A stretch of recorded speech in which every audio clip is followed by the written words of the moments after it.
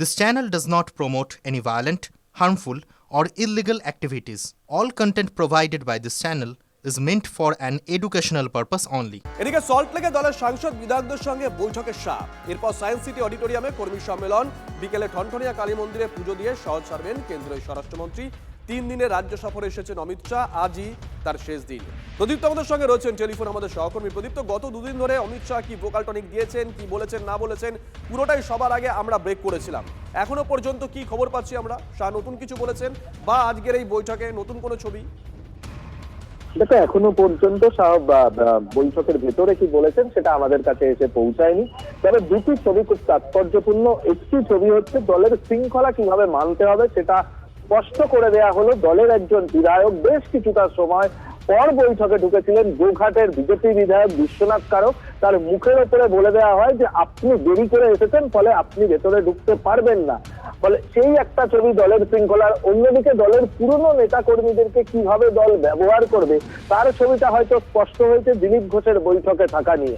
তার কারণ প্রাক্তন সাংসদ বিধায়কদেরকে আজকের বৈঠকে ডাকা হয়েছে ঠিকই, আর দেখো কিন্তু যেহেতু দিলীপ ঘোষ নামটা গত কয়েক বছর ধরে এই রাজ্যের রাজনীতিতে যথেষ্ট গুরুত্বপূর্ণ একটি নাম, তিনি সাংগঠনিক বৈঠকে ডাক পাচ্ছিলেন না, প্রধানমন্ত্রীর সভায় তিনি আসতে পারছিলেন না, ডাক পাচ্ছিলেন না বলে এই এহেন আবহের মধ্যেই বছরের একেবারে শেষ দিনে দিলীপ ঘোষকে দেখা গেল সাংগঠনিক বৈঠকে তিনি উপস্থিত হয়েছেন।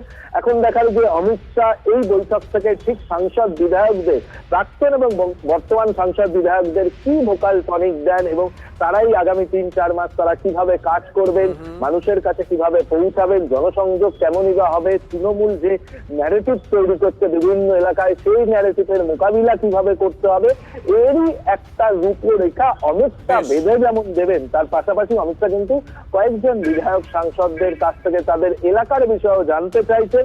এমনকি কয়েকজন বিধায়কের পারফরমেন্স যথেষ্ট খারাপ বলে বিজেপি সূত্রে খবর।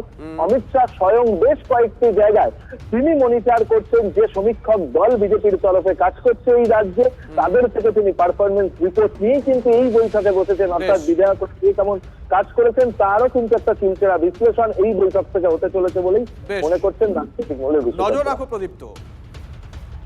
অমিত শাহ আজকে কি ভোকাল টনিক দেন, দলের নেতাকর্মীদের কি বার্তা দেন, সূত্র কি বলছে, পুরোটাই আপনাদেরকে দেখাবো। এখনো বৈঠক চলছে, প্রদীপ্ত যে কথা বললো, কিন্তু গত পরশু কি বার্তা দিয়েছেন একবার মনে করিয়ে দেই। তৃণমূলকে 360 ডিগ্রি আক্রমণ করতে হবে, 26-এর যুদ্ধে কোনো ঢিলেমি নয়, বঙ্গ বিজেপিকে স্পষ্ট বলে দিয়েছেন অমিত শাহ। বিশেষ করে যখন বঙ্গ বিজেপির কোর কমিটির বৈঠক করছিলেন সেই সময় অমিত শাহ এই বার্তা দিয়েছেন, সূত্র সে কথাই বলছে। দলের মূল সংগঠন থেকে শাখা সংগঠন সবাইকে একসঙ্গে জয়ের জন্য ঝাঁপাতে হবে। 26-এর ভোটে 2/3 আসন নিয়ে সরকার গড়ার লক্ষ্যমাত্রা বেঁধে দিয়েছেন অমিত শাহ।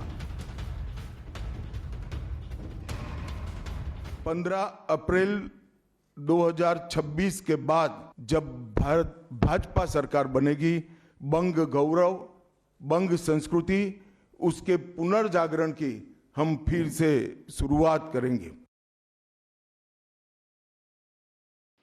আরে 15ই এপ্রিল হোক, 15ই মার্চ হোক, 15ই মে হোক, ভোট ইলেকশন কমিশন করবে, বিজেপি করবে না।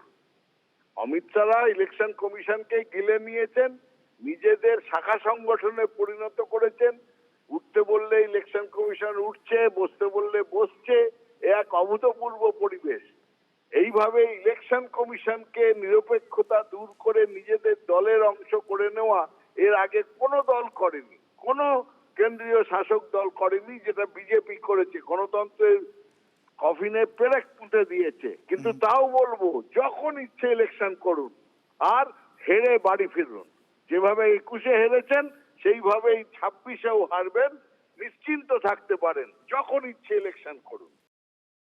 মানুষ এখন বুঝে গেছেন যে আসলে বিজেপিকে নিয়ে আসা মানে ডবল ঠকা।